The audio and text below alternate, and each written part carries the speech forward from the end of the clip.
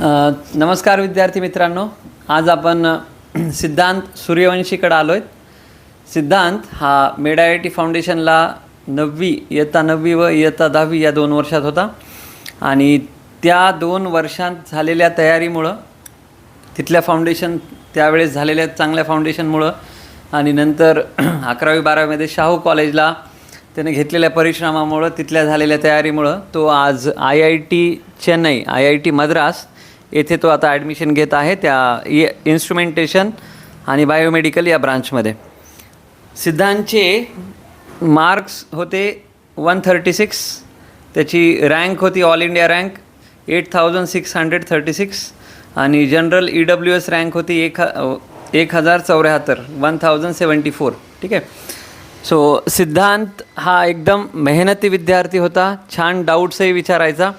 तर आपण सिद्धांतला विचारूयात की त्यांना 9वी 10वीमध्ये जी तयारी केली तर त्या तयारीचा त्याला 11वी 12वीमध्ये IITच्या प्रिपरेशनमध्ये त्याचा फायदा कसा झाला. सगळ्यात मोठा फायदा तर हा झाला की स्टार्टिंगला कॉलेज जॉईन केल्यावर तेवढा जास्त असा प्रेशर नाही आलं की कोणता जर सरांनी नवीन चॅप्टर स्टार्ट केला तर खूप मुलं काय करतात की त्यांना कन्फ्यूज होतात किंवा त्यांना असं वाटते की खूप म्हणजे जास्त शिकवायला येतं, मोठं शिकवायला येतं. ते जास्त टेन्शन नाही आलं कारण की स्टार्टिंगला सगळं प्रिपेअर केलं असल्यामुळं मला फक्त आणखीन एक थोडंसं पुश करायला मदत भेटली. आणि मी सोबत जे क्वेश्चन सॉल्व करायचो 9वी 10वीला म्हणजे खास करून JEEचे नीटचे मेन्सचे म्हणजे PYQs, त्यामुळं स्पेशल जे बेसिकचे चॅप्टर असतात ते एकदम त्याचे कन्सेप्ट पण क्लिअर असल्यामुळं खूप जास्त पुश भेटलं. आणखीन म्हणजे सिद्धांत हे सांगतोय आपल्याला की ज्यावेळेस त्यानं 9वी 10वीमध्ये जे चॅप्टर प्रिपेअर केले होते त्या चॅप्टर्समुळं 11वी 12वीला त्याला फार काही असं वेगळं वाटलं नाही. आपण काहीतरी वेगळं करतो आहे किंवा JEEची तयारी करतो आहे असं काही वेगळं वाटलं नाही. त्याचीच थोडीशी नेक्स्ट लेवल किंवा त्यानं सांगितलं की तो 9वी 10वीमध्येच फाउंडेशनमध्ये ज्यावेळेस होता त्यावेळेस तो PYQ सॉल्व करायचा, तर त्यामुळं त्याला फार वेगळे वाटले नाही. फक्त 9वी 10वीमध्ये 60% 50% सिलेबस कवर झालेला होता, राहिलेला सिलेबस त्यानं तो तिथे शाहू कॉलेजमध्ये कंप्लीट केलेला आहे. बरं, आणखी इतर मुलांमध्ये आणि तुझ्यामध्ये तुला काय बदल जाणवला. काही मुलांना जरा कन्फ्यूज होऊ लागलेत त्यांना म्हणजे समजण्यामध्ये. मला थोडा म्हणजे फरक नाही वाटला कारण की ऑलरेडी खूप सारे क्वेश्चन सॉल्व केले असल्यामुळं कन्सेप्ट क्लिअर असल्यामुळं जास्त असं म्हणजे हे नाही आलं की प्रिपरेशन नाही आलं की अरे यार हे पण आता मला येणार नाही किंवा हे येईनं ते येईनं. मला एकदम असं स्मूथ जावं लागले चॅप्टर सगळे आणि स्टार्टिंगपासूनच म्हणजे असं वाटू लागलं की चला आपण एका लिडिंग स्टेजमध्ये आहे तर त्यामुळं तिथे तेच सोपं गेलं. मग जे चॅप्टर मी 9वी 10वीला नाही केलं ते जे मला वीक होतो त्याला मला जास्त वेळ भेटला तर त्याला मध्ये फोकस करण्यामध्ये किंवा त्याला इम्प्रूव्ह करण्यामध्ये. आदर्श, सिद्धांतच्या वडिलांच्या काय भावना आहेत सर. आज तुमचा मुलगा एका IIT कॉलेजला ॲडमिशन घेतो आहे, काय वाटतं. 10वीपर्यंत परभणीमध्ये राहून अगदी बोटावर मोजण्या इतके मुलं फक्त IITला सिलेक्ट होतात. म्हणजे 1ली ते 10वी पूर्ण शिक्षण सिद्धांतचं परभणीमध्ये झालं आहे आणि फक्त 11वी 12वीसाठी तो लातूरच्या शाहू कॉलेजमध्ये गेला. सर काय भावना आहेत तुमच्या आज. भावना इतक्या छान आहे, खुशी आहे की मुलानं खूप छान प्रकारे अभ्यास केलेला आहे आणि वेळेचं नियोजन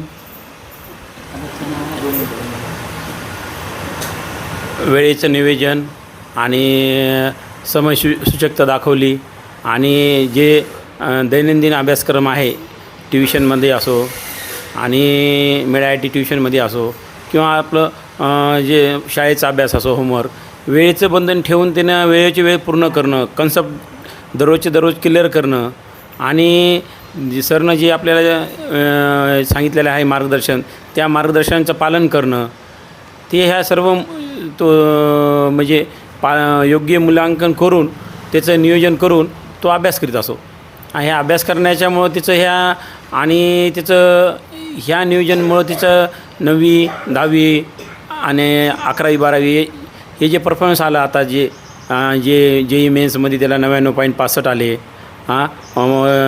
स्टेट बोर्डमध्ये तिला 77.50 आले. पुन्हा ॲडव्हान्समध्ये त्याला 150 मार्क आले. आणि CETमध्ये सुद्धा आता 99.62 मार्क आले. हेच त्याचं मेहनतीचं फळ आहे. त्याचं मेहनत म्हणजे योग्य दिशेने मार्गदर्शन करणं, त्याला सरांचं मार्गदर्शन योग्य लाभलं आणि मार्गदर्शन योग्य लाभल्या कारणानं त्याचं नियोजन कारण त्याने अंगीकृत केलं पूर्ण की बाबा सर आपल्याला जे मार्गदर्शन द्यालेत योग्य द्यालेत आणि त्या योग्य मार्गदर्शनाच्या मुलांकनावर विश्वास ठेवून त्यानं आपलं पुढचा म्हणजे दैनंदिन आपला जे कार्यक्रम त्याच्या व्यवस्थित करीत ते पुढे वाटचाल करीत आहे आणि तो आतापर्यंत यशस्वी पण झालेला आहे सगळ्या याच्यामध्ये. आणि त्याने आजपर्यंत म्हणजे आता वयाच्या 18व्या वर्षापर्यंत त्याने 12वीचं पूर्ण कंप्लीट करून IIT ॲज अ कॉलेज मद्रासमध्ये त्याचं ॲडमिशन होत आहे. सिद्धांत, मला एक विचारायचं आहे की आपण कधी एररलेस सॉल्व करायचो, कधी HC वर्मा पण सॉल्व केलेलं आहे. आता नवीन मुलांसाठी मी DC पांडे बुक्स रेफर करतो आहे, त्यांना सजेस्ट करतो आहे आणि सॉल्व करून घेतो आहे. DC पांडे या बुकमध्ये एररलेसचे नेक्स्ट लेवलचे क्वेश्चन्स आहेत, HC वर्माचे बरेचसे क्वेश्चन्स आहेत आणि इरोडो जे फिजिक्सचं सर्वात टफ बुक आहे तर इरोडोचेही सर्व क्वेश्चन्स त्यामध्ये आहेत. काय वाटते तुला 8वी 9वी 10वीमध्ये हे बुक्स जर विद्यार्थ्यांनी सोडवले तर त्यांना 11वी 12वीमध्ये फिजिक्स कसं वाटेल? माझ्यासोबत एक प्रॉब्लेम झाली ती की मी जे एररलेस सॉल्व केलं होतं त्यामध्ये क्वेश्चन म्हणजे लेवल खूप स्लो म्हणजे कमी होती. म्हणजे खास करून ती जे CET या लेवलचे क्वेश्चन असल्यामुळं 11 12ला डायरेक्ट जर मी एररलेस हातात घेतल्यावर जरा प्रेशर आलं होतं की बाबा म्हणजे जास्त वेळ लागला विचार करायला हे करायला. तर आता जर 9वी 10वीला जर DC पांडे किंवा SC वर्मा असे क्वेश्चन म्हणजे चॅप्टर जर सॉल्व केले म्हणजे यांचे क्वेश्चन सॉल्व केले तर एक खूप हेल्प होईल की म्हणजे चॅप्टर समजायला, क्वेश्चन समजायला. किंवा असं झालं की समजा एखादा नवीन क्वेश्चन आला तर आपण कन्फ्यूज नाही होणार किंवा घाबरणार नाहीत. ते त्याच्यानं खूप हेल्प होती माझं म्हणजे. आणि एक एक्झाम मोडमध्ये आपण प्रिपेअर राहतो की प्रेशर कसं हँडल करायचं, घाबरायचं नाही किंवा त्याला जर पाहायचं की म्हणजे आपण कोणत्या स्टेजपर्यंत त्याला सॉल्व करू शकतो आणि त्याच्याने खूप हेल्प होती. आणि त्यानुसार DC पांडे हे बुक चांगलं आहे.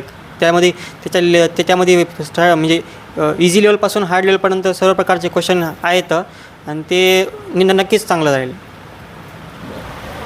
सिद्धांत हा ज्यावेळेस वर्गात प्रश्न विचारायचा तर ते डाऊट्स जे आहेत तो सर्व क्लिअर करायचा आणि त्याला सांगितल्यानंतर हे सोडवून यायचं की एवढे क्वेश्चन आपल्याला या रविवारी डाऊट्समध्ये मी घेणार आहे, हे सोडवून या. त्यावेळेस तो एक्झॅक्टली सोडून यायचा आणि त्याच वेळेस मला जाणवायचं की कुठेतरी हा विद्यार्थी IITला लागेल किंवा त्या लेवलचा हा विद्यार्थी आहे.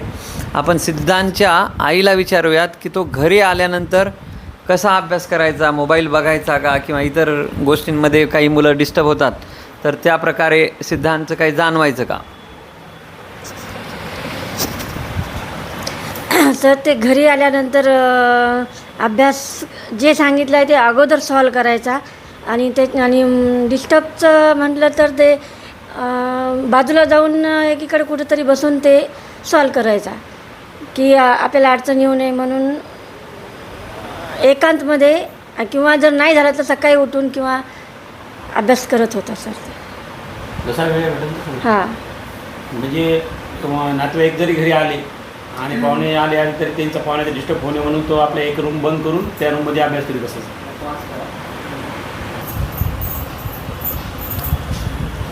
तर सिद्धांतचं हे यश खरोखर वाखाणण्याजोगं आहे. त्याला मला एक प्रश्न विचारायचा होता की आता इंजिनिअरिंगची तयारी करताना बरेच विद्यार्थी काय करतात की मॅथेमॅटिक्सचा पेपर हा टफेस्ट लेवल असतो IITचा. तर यावर्षी कशी लेवल आली होती ते सांग. आणि दुसरं मॅथ्सचं तू जे तयारी केली होती 9वी आणि 10वीमध्ये मेड IIT फाउंडेशनमध्ये असताना त्याच्यामुळे तुला 11वी 12वीचे जे प्रश्न आहेत ते प्रश्न सोडवण्यामध्ये ज्या लेवलचे आपण इथं घेतलेत त्याच्यापेक्षा हाय लेवलचे होते का लो लेवलचे होते का हाय लेवलचे सोडवत असताना तुला काही अडचण जाणवली का? म्हणजे थोडक्यात विचारायचं तर इथं जे आपण सॉल्व करून घेतले त्या लेवलपेक्षा खूप हाय लेवलचे प्रश्न वर आले का? नाही, सरासरी मॅथचं काय असतं की मॅथला खूप प्रॅक्टिस लागते ना. आपल्याला समजा एखादा क्वेश्चन आहे त्यामध्ये भरपूर प्रकारच्या कन्सेप्ट त्यात मिक्स असतात आणि आपण जर प्रॅक्टिस खूप केलेली असली तर त्या सर्व कन्सेप्ट आपल्याला लगेच क्लिक होतात. म्हणजे आपल्याला लगेच सॉल्व होतात पण. आणि जर 9वी 10वीला काय आपण जर बेसिक म्हणजे असे क्वेश्चन सॉल्व केले जे एक म्हणजे ॲडव्हान्सच्या क्वेश्चनमध्ये त्यांचा एक पार्ट खूप महत्त्वाचा असतो. तर मग त्या क्वेश्चन जास्त सॉल्व केल्यामुळं त्याची प्रॅक्टिस असल्यामुळं वेळ कमी लागला सॉल्व करताना आणि जास्त असे अवघड नाही वाटले किंवा असं क्वेश्चन पाहिलं तर असं नाही वाटलं की यार आपल्याला नवीन क्वेश्चन भेटला आहे. फक्त असं वाटलं की चला हे क्वेश्चन आहे, याला आणखीन थोडं सांगू का? हां, तर मॅथचं काय आहे की मॅथला खूप जास्त प्रॅक्टिस लागते आणि आपल्याला जेवढी आपण प्रॅक्टिस करू तेवढं ते मॅथ इझी जातं. कारण की मॅथला असं नसते की आपल्याला म्हणजे अचानकच आपल्याला असं येईन की यार हा क्वेश्चन आहे तर कसं सॉल्व करायचं. आपल्याला आपण कंटिन्युअस सॉल्व केल्यानं मॅथमध्ये ते फ्लो बनतो. आणि जर आपण जर 9-10पासून जर कंटिन्युअस मॅथचे बेसिकपासून का असं आपण क्वेश्चन सॉल्व करत राहिलो, जे बेसिक असते कॅल्क्युलस असतं, अल्जेब्रा किंवा जॉमेट्री, त्यानं काय होते एक जे इनिशियल जे फंडामेंटल मॅथचं जे आपला बेसिक आहे ते क्लिअर होते. आणि जेव्हा आपण ॲडव्हान्सचे क्वेश्चन सॉल्व करतो तेव्हा आपल्याला ते लहान लहान गोष्टीला आपण अडकत नाही. तर आपण लगेच त्याला मूव ऑन करू शकतो क्वेश्चन सॉल्व केल्या लगेच. आणि ते खूप हेल्प होती. कारण की ॲडव्हान्सला पण काय असते ते काय करतात फक्त त्याच क्वेश्चनला थोडंसं आणखीन मॉडिफाय करतात, आणखीन थोडंसं एनहान्स करतात, म्हणजे त्यामध्ये थोडीशी आणखीन डिफिकल्टी वाढवतात. आणि आपल्याला जर बेसिक क्लिअर असलं किंवा आपल्याला जर जी आपली प्रॅक्टिस चांगली असली तर आपल्याला ते लगेच आपल्याला ते सोपं जाते सॉल्व करायला किंवा असं अडचण नाही येत. आपण कन्फ्यूज नाही, आपण त्याला म्हणजे घुमत राहत नाहीत. तर परत एकदा आपण सिद्धांत सूर्यवंशी, त्याचे वडील श्री दत्तराव सूर्यवंशी आणि सिद्धांतचे आई यांचे खूप खूप आभार व्यक्त करूया. त्यांनी वेळ दिला आणि सोबतच आमच्याकडून सिद्धांतच्या भविष्यातील पुढील वाटचालीस हार्दिक शुभेच्छा. अशाच प्रकारे सिद्धांत IIT-मधून चांगल्या प्रकारे इंजिनिअरिंग कंप्लीट करो आणि एक चांगलं करिअर त्याचं घडो, अशा हृदयापासून हार्दिक शुभेच्छा. धन्यवाद. थँक्यू. पुढच्या विद्यार्थी आधी जे आता 10वीला माझा मुलगा आहे लहान आदर्श सूर्यवंशी, आणि ह्यानं जसं अभ्यास केला तसंच पुढच्या जे 8वी-9वीचे आम्ही भाग्यवान समजतो की आम्हाला फाउंडेशन मेड IIT फाउंडेशनला भेट घेतली आणि यांचं ॲडमिशन केलं तिथं. आणि त्याच्यामुळे हे एवढं म्हणजे आम्ही अगोदर कुठे ट्युशन काय लावा असं काहीच समजत नव्हतं आम्हाला. पण अचानक आम्ही नाव ऐकलं आणि भेट घेतली आणि सरांची ॲडमिशन दोघांचं पण केलं. सिद्धांत 9वीपासून होता आणि आदर्श 6वीपासून आहे.